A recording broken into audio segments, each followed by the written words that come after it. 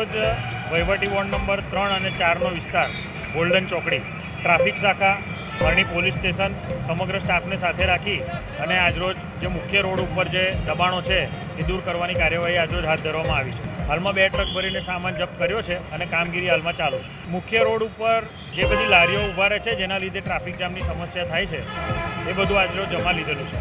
Road ઉપર દબાણ ન થાય તે માટેની સૂચના આપવામાં આવી છે અને પોલીસ દ્વારા તેમની ઉપર FIR પણ કરવામાં આવેલ છે. NHIની જે સ્પેસ છે એની અંદર જે દબાણો થયેલા છે એને હટાવવાનું કામ ચાલી રહ્યું છે.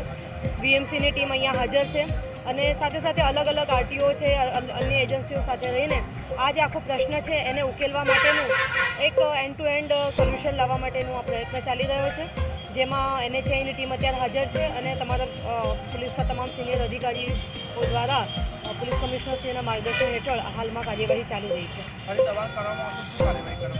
હવે દબાણ અમે NHIને પણ આમાં સૂચના કરી છે કે અમે અત્યારે આ દબાણ જે પરમનન્ટ સ્ટ્રક્ચર શેડ વગેરે પણ બની ગયા છે એને પણ હટાવવાનું ચાલી રહ્યું છે.